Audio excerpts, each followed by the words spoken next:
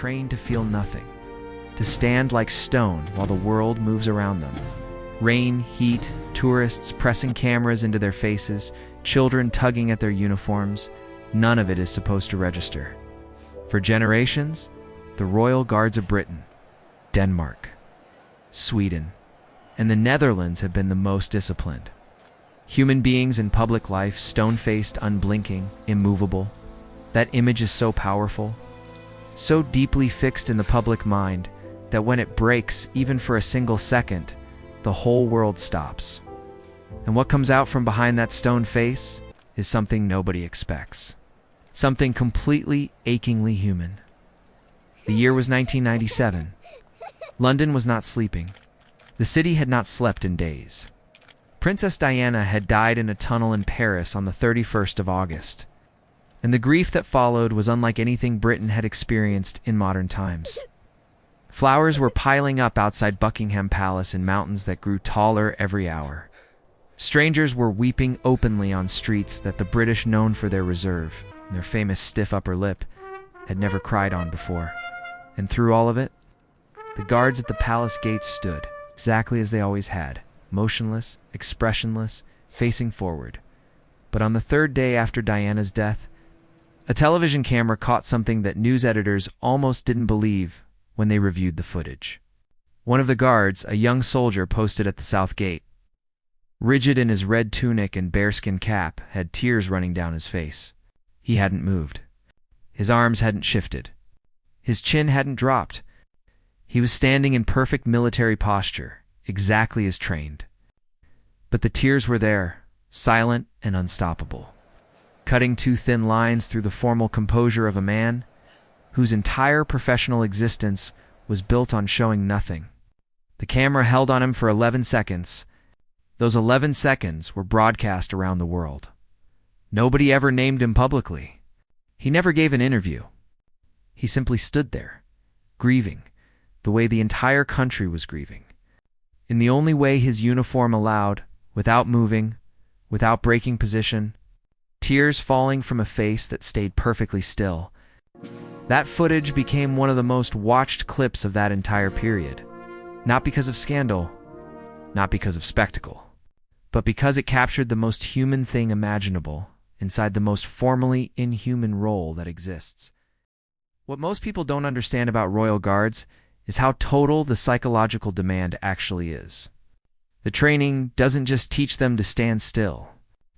It teaches them to disconnect, to enter a mental state where the external world becomes background noise and the body holds. It's positioned through something closer to practiced dissociation than simple willpower. Former Coldstream guards, who have spoken publicly about their service, describe learning to fix their gaze on a middle distance point, to regulate breathing so shallowly that even their chest barely moves, and to reach a kind of internal quiet that shuts out almost everything. Almost everything. What it cannot shut out, what no amount of training has ever managed to eliminate, is sudden, it's overwhelming emotion, the grief of a national tragedy, the joy of an unexpected moment, the sight of a child doing something that breaks through every professional wall a person has built. These are the fracture points. And when they happen fast. And they happen in front of cameras that are always watching. In 2022, during the lying in state of Queen Elizabeth II. The guards who stood vigil over her coffin inside Westminster Hall faced something no training manual had prepared them for. The public queue to pay respects stretched for miles, 14 hours of waiting for many, longer for others. What came through that hall was not just a crowd. It was a procession of grief that spanned every age, every background, every corner of British life. Elderly women who had been born during her reign, veterans in their 80s who had served under her, children who had been brought by parents who wanted them to remember, and then, at one point, a group of nurses still in their uniforms, coming directly from a night shift, who filed past the coffin in silence and, one by one, began to cry. The guard standing at the head of the coffin that night, his identity protected by the palace, was caught on a phone camera that someone in the queue had quietly raised. His jaw tightened. His throat moved once. His eyes, fixed on the middle distance the way he had been trained, went glassy for just a moment before he pulled himself back. It lasted perhaps 3 seconds. But the person who filmed it posted it online. And within 48 hours, it had been seen by millions of people in dozens of countries. Comments poured in from places as far apart as Nigeria, Japan, Brazil, and Canada. People who had no personal connection to the British monarchy, no attachment to the traditions involved. It said the same thing in different languages. They had watched that 3-second clip and cried themselves. Not every moment that broke the guards was built on grief. Some of the most watched footage ever captured at royal posts came from joy, pure. Impossible to suppress joy that arrived without warning and dismantled. Composure from the inside out. In 2019, a small girl of about 4 years old approached a guard posted outside Windsor Castle. She had a stuffed rabbit tucked under one arm and a look of absolute seriousness on her face, as if she had decided something and was now carrying out the plan. She walked up to the guard, looked up at his face, which was about 3 times the height of hers, and held out the rabbit toward him.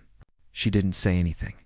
She just offered it with the gravity that only very small children can project.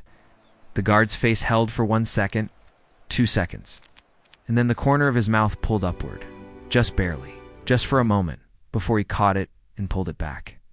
The little girl, apparently satisfied, tucked the rabbit back under her arm and walked away. The guard stared straight ahead again, perfectly still. The person who filmed it said later that what struck them wasn't the smile itself. It was the effort it took to stop smiling. The visible, almost painful process of a trained professional pulling his expression back from the edge of happiness because his role required him to. That internal struggle, written for 1 second across an otherwise stone face, was somehow more moving than a full smile would have been. There is a pattern running through every one of these moments. And it took researchers who study emotional regulation in high-discipline professions several years to articulate it clearly. What makes Royal Guard footage so emotionally powerful for viewers isn't actually the breaking of composure. It's what the breaking reveals about the cost of maintaining it. When people watch a guard's jaw tighten over a coffin, or see tears fall from a face that doesn't move, or catch that half-second of suppressed joy at a child's offering, what they are really seeing is the weight of the role written on a human body in real time. They are watching someone carry something heavy. And the moments when that weight shows are the moments when the guards stop being symbols and become people. This is why these clips spread. Not because people enjoy seeing someone lose control, but because the loss of control, for just a moment, just briefly, just enough confirms something that the human brain is always quietly looking for. Proof that underneath every uniform, every title, every performance of strength, there is a person who feels the same things everyone else feels. Grief moves them. Innocence disarms them. Love, in whatever form it arrives, finds its way through. The guards never speak about these moments publicly. The palace doesn't acknowledge them.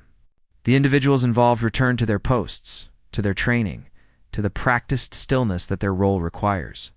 They stand again at the gate, in the rain, in the heat, facing forward, giving nothing away, and yet the footage remains. Watched, shared, rewatched by people who find something in it they can't quite name, a reminder. Perhaps that the most disciplined human beings on earth are still only human. That no amount of training, tradition, or uniform can fully separate a person from the world that moves around them. And maybe that is the point. Maybe the guards breaking character for 11 seconds over Diana. For 3 seconds over a queen they had served their entire careers. For 1/2 second over a 4-year-old with a stuffed rabbit, maybe those moments aren't failures of training. Maybe they are the proof that training has a limit. That there are things which move us, that no institution, no protocol, no perfectly ironed uniform can hold back. And in a world that often mistakes emotional control for emotional strength, those guards standing in tears with their chins up and their positions held remind us that the two things are not the same at all.